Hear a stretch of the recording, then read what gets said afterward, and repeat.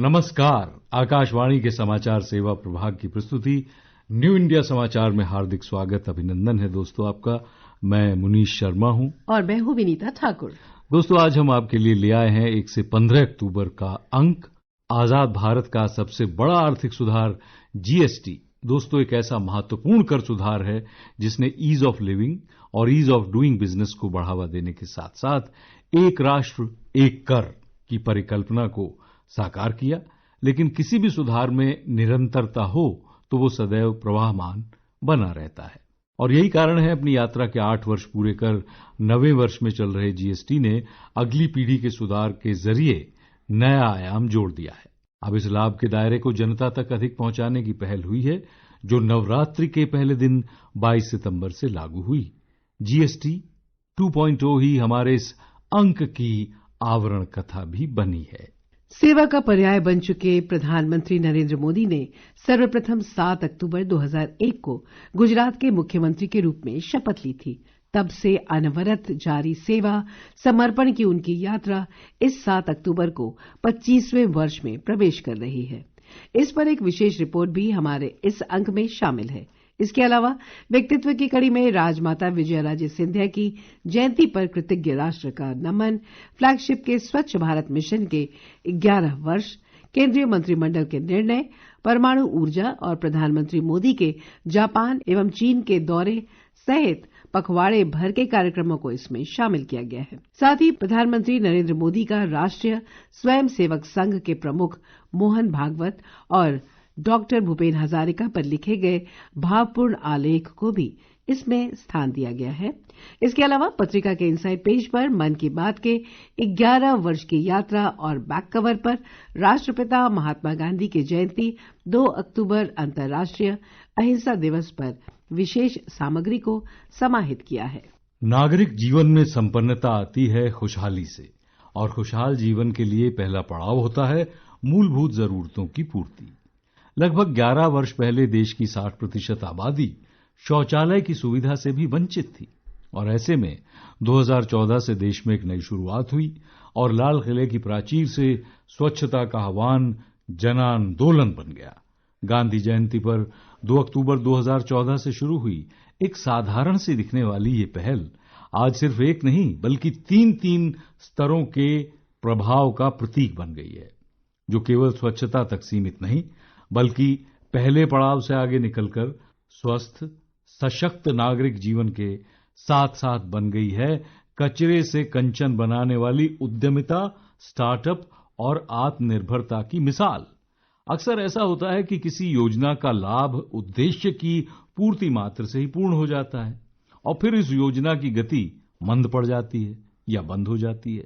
लेकिन ये निर्विवाद सत्य है कि जब किसी योजना की बागडोर नागरिक अपने हाथों में ले लेते हैं तो उसका परिणाम वर्तमान पीढ़ी तक ही नहीं रहता बल्कि सदियों तक अध्ययन का विषय बन जाता है। और ऐसी ही एक योजना भारत के नागरिकों की गरिमामय जीवन के साथ साथ संपन्नता की पथ प्रदर्शक बन गई है। यह ऐसा अभियान बन गया है कि 1000 साल बाद भी जब 21वीं सदी के भारत का अध्ययन होगा तो उसमें स्वच्छ भारत अभियान को अवश्य याद किया जाएगा। स्वच्छ भारत इस सदी में दुनिया का सबसे बड़ा और सबसे सफल भागीदारी वाला जन नेतृत्व वाला जन आंदोलन है। अगर बीते 11 वर्ष के स्वच्छ भारत मिशन की यात्रा को देखें तो सही अर्थों में स्वच्छता एक जनशक्ति के साक्षात्कार का पर्व बन चुका है।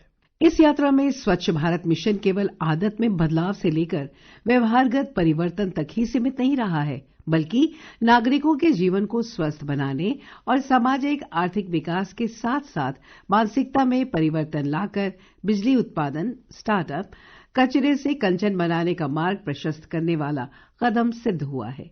दरअसल किसी भी नीति या योजना की सफलता का आकलन उसके प्रभावों से होता है। ये प्रभाव स्वाभाविक परिणाम मिलने से लेकर नई दिशा दिखाने वाले भी होते हैं। पहले क्रम का प्रभाव स्वाभाविक परिणाम या लक्ष्य की पूर्ति भर होता है। दूसरे क्रम का प्रभाव ये जीवन स्तर में बदलाव लाने वाला होता है और तीसरे क्रम का प्रभाव बहुत दूरगामी और गहरा प्रभाव डालने वाला होता है जिसमें समय लगता है। स्वच्छ भारत मिशन केवल प्रथम स्तर के प्रभाव यानी स्वाभाविक परिणाम तक ही सीमित नहीं रहा है, बल्कि द्वितीय और तृतीय स्तर के प्रभावों के साथ देश को नया मार्ग भी दिखाया है। निश्चित रूप से भारत आज स्वच्छ के मंत्र के साथ समृद्धि की ओर बढ़ रहा है, क्योंकि इस अभियान ने संपन्नता के नए नए मार्ग खोल दिए हैं। इसलिए स्वच्छ भारत मिशन को भारत की आधुनिक क्रांति कहना कोई अतिशयोक्ति नहीं होगी। स्वच्छ भारत मिशन के 11 वर्ष पर विशेष रिपोर्ट पत्रिका में शामिल है। आर्थिक स्वार्थ वाली राजनीति के चुनौती भरे दौर में भारत न सिर्फ वैश्विक कूटनीति के केंद्र में है, बल्कि अपनी भूमिका को पुनर्परिभाषित भी कर रहा है। प्रधानमंत्री मोदी के संबोधन ने न सिर्फ दुनिया का ध्यान खींचा, बल्कि भारत की रणनीतिक स्वायत्तता को और मजबूती दी। करीब 7 साल बाद चीन दौरे पर पहुंचे प्रधानमंत्री नरेंद्र मोदी ने शंघाई सहयोग संगठन यानी एससीओ राष्ट्राध्यक्षों की परिषद की 25वीं बैठक में भारत की प्राथमिकताओं को प्रमुखता से सामने रखा। एससीओ के मंच से पीएम मोदी ने सुरक्षा, शांति और स्थिरता का संदेश देते हुए कहा कि इनके बिना विकास और समृद्धि संभव नहीं है। पीएम मोदी के संबोधन के बाद एससीओ के तियानजिन घोषणा पत्र में पहलगाम आतंकी हमले की कड़ी निंदा की गई और ये भी कहा गया कि ऐसे आतंकी हमलों के दोषियों और मदद करने वालों को न्याय के कटघरे में लाया जाना चाहिए। घोषणा पत्र में आतंकरोधी प्रयासों में दोहरे मानदंडों को खारिज किया गया और आतंकवादियों की सीमा पार गतिविधियों को रोकने के लिए वैश्विक सहयोग के महत्व पर बल दिया गया। भारत और जापान के रिश्ते कुछ वर्ष या दशक नहीं, बल्कि बौद्ध धर्म के प्रसार के साथ 1400 वर्ष से ज्यादा पुरानी ऐतिहासिक नींव पर खड़े हैं। इसके मूल में आध्यात्मिक आत्मीयता और सुदृढ़ सांस्कृतिक एवं सभ्यतागत संबंध भी निहित रहे हैं। आज के डिजिटल युग में सेमीकंडक्टर तकनीक राष्ट्रीय विकास एवं सामरिक स्वावलंबन की कुंजी बन चुकी है। यही वजह है कि आर्थिक वृद्धि और तकनीकी सशक्तिकरण के क्षेत्र में आत्मनिर्भर बनने के लिए भारत सरकार ने कई मजबूत पहलें की हैं, जिनकी वजह से भारत तकनीकी मानचित्र पर दुनिया का विश्वसनीय साझेदार बनने की ओर अग्रसर है। भारत आने वाले समय में तकनीक का निर्माता बनेगा। इसकी बानगी दिल्ली के यशोभूमि में आयोजित सेमीकॉन इंडिया 2025 में भी दिखी, जहां प्रधानमंत्री नरेंद्र मोदी ने कहा कि वो दिन दूर नहीं जब भारत की सबसे छोटी चिप दुनिया के सबसे बड़े बदलाव की आधारशिला रखेगी। नवाचार का नया नाम है भारत, तकनीक का नया ताज है भारत, और इस यात्रा के पथ प्रदर्शक प्रधानमंत्री नरेंद्र मोदी। दरअसल सेमीकंडक्टर सिर्फ एक चिप नहीं है, बल्कि आधुनिक सभ्यता की धड़कन और जीवन रेखा है। यही वजह है कि इस क्षेत्र में भारत अगले 25 वर्षों के लक्ष्य पर काम कर रहा है। तो ये संकल्प भी है कि आने वाले वर्षों में दुनिया की हर डिवाइस में मेड इन इंडिया चिप हो। सेमीकॉन इंडिया 2025 के उद्घाटन समारोह में पीएम मोदी ने कहा कि दुनिया भारत पर भरोसा करती है और दुनिया भारत के साथ सेमीकंडक्टर का भविष्य बनाने के लिए तैयार है। सेमीकंडक्टर की दुनिया में अक्सर कहा जाता है कि तेल काला सोना था, लेकिन चिप डिजिटल हीरा है।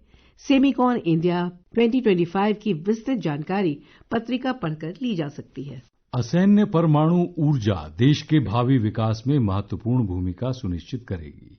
यही वजह है कि वैश्विक चुनौतियों और देश में तेजी से बढ़ती ऊर्जा मांग को देखते हुए केंद्र सरकार ने परमाणु ऊर्जा को भविष्य की एक महत्वपूर्ण ऊर्जा के रूप में चिन्हित किया है। और इसी कड़ी में केंद्र सरकार ने देश की स्थापित परमाणु ऊर्जा क्षमता में वर्ष 2031-32 तक 3 गुना वृद्धि का लक्ष्य रखा है, ताकि देश की ऊर्जा जरूरतों की पूर्ति और नेट जीरो कार्बन उत्सर्जन का लक्ष्य भी हासिल किया जा सके।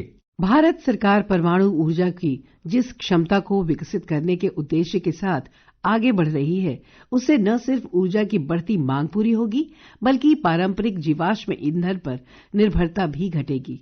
यही नहीं, स्वच्छ और टिकाऊ ऊर्जा की दिशा में भारत के वैश्विक वादों को भी इससे मजबूत आधार मिलेगा।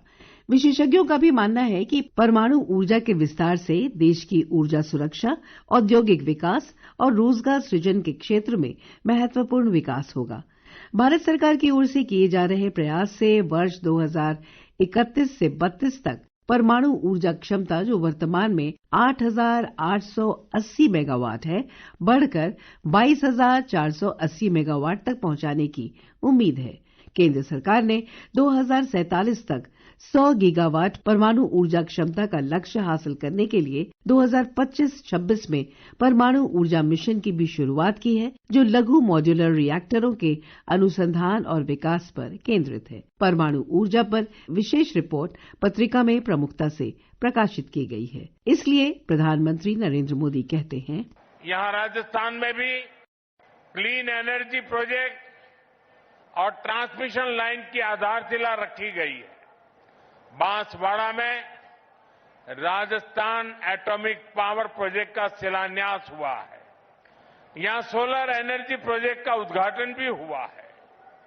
यानी सोलर ऊर्जा से लेकर परमाणु ऊर्जा तक देश अपनी बिजली उत्पादन क्षमता को नई ऊंचाई तक लेकर जा रहा है। राष्ट्रभक्ति, सरलता और मानवता की त्रिवेणी राजमाता विजयराजे सिंधिया का संपूर्ण जीवन विचारधारा, सिद्धांत और जनसेवा के लिए समर्पित रहा। राजसी परिवार से आने के बाद भी उन्होंने अपने आप को मानव कल्याण और राष्ट्र सेवा के लिए आहूत किया। पद और सत्ता के मोह से दूर राष्ट्र सेवक के रूप में जीवन जीकर उन्होंने राजनीति में उच्च आदर्श स्थापित किए। आपातकाल के समय लोकतंत्र पुनर्स्थापित करने के लिए अनेक यातनाएं सही, लेकिन निरंतर संघर्षरत रहीं। वो केवल वात्सल्य मूर्ति ही नहीं, निर्णायक नेता और कुशल प्रशासक भी थीं। राजमाता विजयराजे उन लोगों में से एक थीं जिन्होंने अपना पूरा जीवन जन कल्याण और राष्ट्र सेवा को समर्पित किया। राजमाता विजयराजे सिंधिया कहती थीं, मैं एक पुत्र की नहीं, मैं तो सहस्त्र पुत्रों की मां हूं। उनके प्रेम में आकंठ डूबी रहती हूं। हर देशवासी को अपना परिवार मानने वाली विजयराजे सिंधिया ने अपना पूरा जीवन लोगों की सेवा में समर्पित कर दिया। 12 अक्टूबर 1919 को जन्मी विजयराजे का विवाह से पहले किसी राज परिवार से संबंध नहीं था। मध्य प्रदेश के सागर के सामान्य परिवार में जन्म लेने के साथ उन्होंने लेखा दिव्येश्वरी से ग्वालियर के सिंधिया परिवार में विवाह के बाद विजयराजे तक का सफर ही नहीं तय किया, बल्कि सबको अपना भी बनाया। ये पाठ भी पढ़ाया कि जन सेवा के लिए, राजकीय दायित्वों के लिए किसी खास परिवार में जन्म लेना ही जरूरी नहीं होता। कोई भी साधारण से साधारण व्यक्ति जिनके भीतर योग्यता है, प्रतिभा है, देश सेवा की भावना है, वो इस लोकतंत्र में सत्ता को भी सेवा का माध्यम बना सकता है। आज 12 अक्टूबर उनकी जयंती के अवसर पर व्यक्तित्व की श्रेणी में इस अंक में उनके जीवन यात्रा को याद किया गया है। भारत रत्न से सम्मानित डॉक्टर भूपेन हजारिका की 100वीं जन्म जयंती देश भर में श्रद्धा और उत्साह के साथ मनाई जा रही है। इस अवसर पर प्रधानमंत्री नरेंद्र मोदी ने एक भावपूर्ण लेख के माध्यम से उनकी सांस्कृतिक विरासत और सामाजिक योगदान को याद कर भूपेन दा को नमन किया। आधुनिक असम की सांस्कृतिक पहचान को गढ़ने और वैश्विक पहचान देने वाले भूपेन हजारिका सदैव भारतीय संस्कृति और संगीत जगत में अविस्मरणीय योगदान के लिए स्मरणीय हैं। प्रधानमंत्री मोदी का आलेख पत्रिका के माध्यम से पढ़ा जा सकता है। श्रोताओं, आज की चर्चा को यहीं देते हैं विराम। इस पाक्षिक पत्रिका की हर प्रति हमारी वेबसाइट पर उपलब्ध है, जिसका पता है newindiasamaachar.pib.gov.in, जहां आप सभी समाचारों को विस्तार से पढ़ सकते हैं और डाउनलोड भी कर सकते हैं। डिजिटल और प्रिंट में ये पत्रिका आज देश ही नहीं बल्कि विदेशों में भी अपनी विशेष पहचान रखती है, जिसका एक हैंडल है NISPIB इंडिया। इसके अलावा आप हमें response-nispib.gov.in पर ईमेल के जरिए अपने सुझाव भी भेज सकते हैं। आपके सुझावों का हमें रहा करता है हमें हमेशा बेसब्री से इंतजार। मैं मुनीश शर्मा हूं और मैं विनीता ठाकुर आपसे लेते हैं इजाजत। नमस्कार।